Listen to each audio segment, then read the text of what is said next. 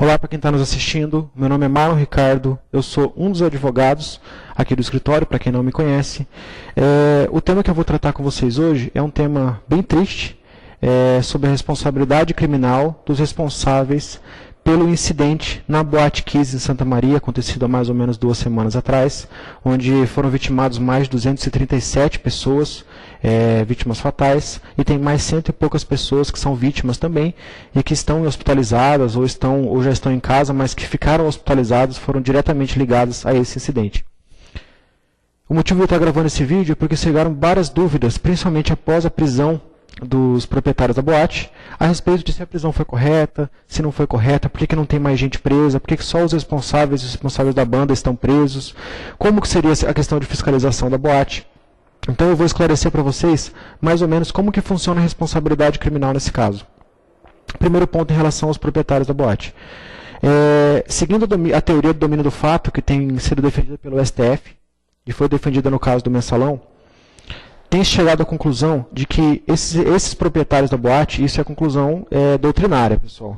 Esses responsáveis da boate, eles são responsáveis também criminalmente pelo fato que aconteceu, pelo fato de que eles deveriam saber que aquilo ali corria um risco de ter um acidente desse tipo. Mesmo que eles não tenham interferido diretamente, não tenham definido que aquele material não deveria ser usado, que não deveria ser comprado um material mais caro, sim um material mais barato, mesmo que eles não tenham feito isso, ainda assim, por eles serem proprietários, por eles serem responsáveis direto da situação, eles teriam a obrigação de saber que aquilo ali era um risco para uma série de pessoas. Eles não poderiam abrir aquela boate sem o devido conhecimento, sem o devido alvará, é por não tomar esses cuidados. Eles estão presos por omissão. E por que eles foram presos temporariamente? Agora creio que já virou uma prisão preventiva, já que foi bem mais de 5 dias que era a prisão temporária deles. Pessoal, eles estão presos porque supostamente eles interferiram na investigação. Foi pedido uma série de gravações de câmeras que tinham lá e não foi fornecido. Depois, até eu ouvi falar que chegou-se à conclusão de que não tinha as gravações porque o equipamento estava em manutenção. Mas como presumiram que eles tinham responsabilidade disso, eles acabaram sendo presos.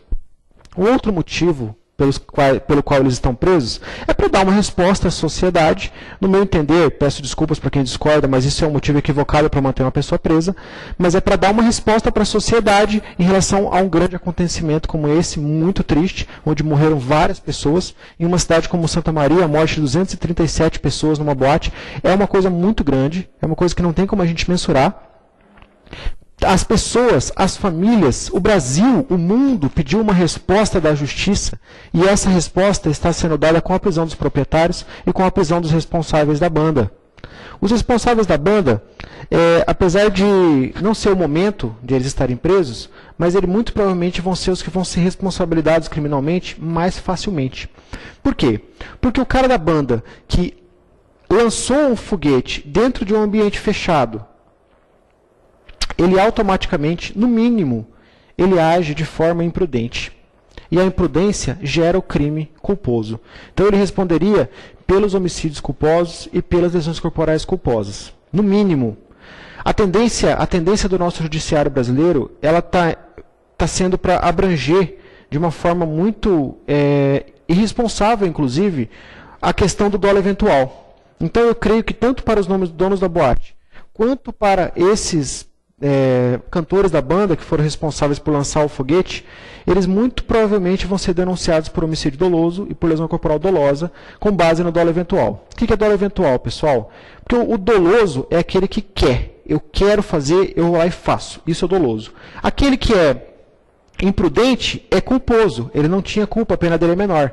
Ele não queria aquele resultado. Ele assumiu um risco, mas ele não queria aquele resultado. Ele agiu de forma imprudente, negligente ou com imperícia, mas ele não queria aquele resultado. A tendência legislativa é por quê? Porque nós temos o dolo eventual. E o dolo eventual na lei ele está escrito da seguinte forma, que aquele que assume o resultado, assume o risco de causar o resultado, ele deve ser responsabilizado como aquele que almejava aquele resultado. Então, por esse motivo, eu creio que tem uma tendência muito forte e pela exposição midiática do caso para que as pessoas sejam responsabilizadas criminalmente por dolo. Se forem responsabilizados por dolo, eles vão a júri. Vão a júri popular, vão ser pessoas que vão ser responsabilizadas por julgá-los. A responsabilidade do dono da boate é muito complicada, pessoal. Por quê? Porque a partir do momento que nós adotamos uma linha de pensamento de que o dono tem que ser responsabilizado, mesmo não tendo interferido diretamente no resultado, nós temos que adotar uma linha de pensamento de que também deveria ser responsabilizado o fiscal que deu o alvará, porque eles tinham o alvará até agosto de 2012, então alguém foi lá, vistoriou e disse que eles poderiam abrir, mesmo que até agosto, e nós estamos falando de um intervalo de tempo muito pequeno, para ter tanta diferença. O cara que deu o alvará para eles funcionarem, ou mesmo o cara que era responsável por fiscalizar se eles tinham aquele alvará ou não, ele também assume o risco daquele resultado. De uma forma não direta, sim indireta, mas ele também assume o risco daquele resultado. Então, se formos tratar dessa forma, que é a forma que estão tratando para prender os proprietários, teriam que estar presos o responsável pela fiscalização, o responsável pela vistoria do Corpo de Bombeiros, o responsável pelo projeto, teria uma série de pessoas que também deveriam estar presas e deveriam responder criminalmente. Infelizmente, o Estado interfere muito nessas investigações. Então, eu creio que essa responsabilidade que deveria se espalhar para o poder público dificilmente vai acontecer. Dificilmente vai acontecer. Ainda mais pela linha de investigação da polícia, que é de mandar ofício para o Corpo de Bombeiro, perguntando as coisas, ao invés de pegar um mandado e ir lá e levantar a documentação. Eu vou lá e consigo mandado judicial agora, vou dentro do Corpo de Bombeiros e pego toda a documentação referente às vistorias que foram feitas na Boate Kiss. Esse, ao meu entender, é a visão correta de investigação.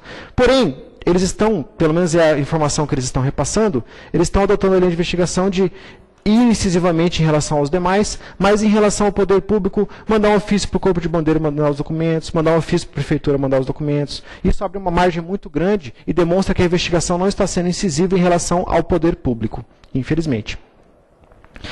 Passando essa situação, acho que vocês já entenderam por que os donos estão presos, por que o cara da banda está preso, vamos passar a parte dos seguranças, que até o momento não tem se falado muito mais, apesar de no dia terem batido muito em cima dos seguranças terem fechado as portas, não tem se falado muito mais em relação à responsabilidade criminal desses seguranças. E por que isso, pessoal? Porque a responsabilidade criminal de segurança ela depende de um fator muito específico. Ela depende do conhecimento desses seguranças a respeito do incêndio. Se o segurança que está ali, ele não conhece a respeito do incêndio, ele não pode ser responsabilizado criminalmente pela morte daquelas pessoas. Eu não estou falando que o segurança pode fechar a porta de uma boate, já adianto para vocês, não pode. Se você vai numa boate, qualquer boate, e você tenta sair sem pagar, e o segurança te prende lá e não deixa você sair sem você pagar, isso é exercício arbitrário das próprias razões. Isso é cárcere privado. O segurança ele não pode te prender, te impedir de sair de lugar nenhum. Por isso que os proprietários têm que ter aquele cuidado de quando for fazer uma comanda, colocar o telefone do cara, colocar o endereço, colocar o CPF, principalmente. Não tem obrigação de ver a identidade do CPF do cara para ver se ele é maior de idade. Então, pegar aquele CPF e colocar ali. Por quê? Porque se o cara sair sem pagar, ele pega aquilo ali, leva para a esfera civil, leva para um juiz civil, que vai fazer a execução daquela dívida, vai fazer com que ele receba da forma legal. Infelizmente, não é o que acontece, eles preferem encher o cara de porrada até o cara pagar, ou mesmo que não pague, mas pelo menos apanhem bastante. Essas condutas são inapropriadas, são ilegais e são criminosas. Então, se você já passou por isso, ou por acaso um dia você vier a passar por isso, saiba que você tem que procurar uma delegacia e fazer um boletim de ocorrência contra aquele segurança e contra aquele proprietário que ordenou aquela situação. No caso da boate, o crime de você deixar as pessoas presas lá dentro chama-se cárcere privado. O crime de homicídio é uma coisa bem diferente. Então, se eles cometeram o crime de cárcere privado no momento que eles deixaram as pessoas presas lá dentro, não significa que eles tenham que responder pelos homicídios. Como vai acontecer com o proprietário, como vai acontecer com o cara da banda que lançou o foguete, e como deveria acontecer também com o fiscal responsável, tanto da prefeitura como do Corpo de Bombeiros, ou de quem mais fosse responsável por fiscalizar para não deixar aquela boate abrir naquelas condições. Eles teriam que responder sim pelo cárcere privado, porque eles mantiveram as pessoas presas ali dentro, mas eles só passariam a responder pelo homicídio e pelas lesões corporais a partir do momento que se comprovasse que aqueles seguranças eles tinham o conhecimento de que lá dentro estava pegando fogo. Por isso que a responsabilidade deles é um pouco complicada. Tem que se comprovar de maneira incisiva que esses seguranças que fecharam a entrada da boate quando as pessoas estavam correndo do fogo sabiam que elas estavam correndo do fogo. E não que elas estavam querendo sair sem pagar. Porque se eles imaginassem que elas estavam saindo apenas sem pagar, se eles não tivessem conhecimento do fogo, eles respondem apenas pelo cárcere privado. Eles não têm a obrigação de responder pelo restante. Então, para você que é segurança de uma boate, segurança do que seja, se você sentar porrada no cara, porque ele deixou de pagar a conta, você pode responder criminalmente, pode acabar com a sua carreira, você pode ir para a cadeia. Se você prende alguém e não deixa ele sair da boate, não me interessa se é a ordem do proprietário ou não. Se você prende alguém e não deixa sair da boate, você pode responder por cárcere privado. Isso é muito perigoso. Então você que é segurança, tome todos esses cuidados para que não ocorram este tipo de situação. Deixar a pessoa presa é cárcere privado. Bater no cara é lesão corporal. Você pode responder criminalmente por isso.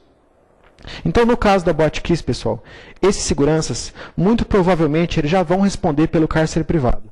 Pelos vários depoimentos que tem dizendo que eles fecharam a porta, que eles não deixaram ninguém sair, então eles vão responder sim pelo cárcere privado. Agora, para responder pelo homicídio, vai ter que se comprovar que naquela bolo de multidão, das pessoas tentando sair de forma forçada, eles realmente tiveram conhecimento de que estava pegando fogo e após ter esse conhecimento, eles mantiveram a porta fechada. Sem esse tipo de situação, eles não respondem criminalmente pela morte e pelas lesões corporais, pessoal. Espero que vocês tenham entendido. Se restou mais alguma dúvida, isso aqui é uma coisa bem superficial. Se restou mais alguma dúvida, vocês podem deixar nos comentários.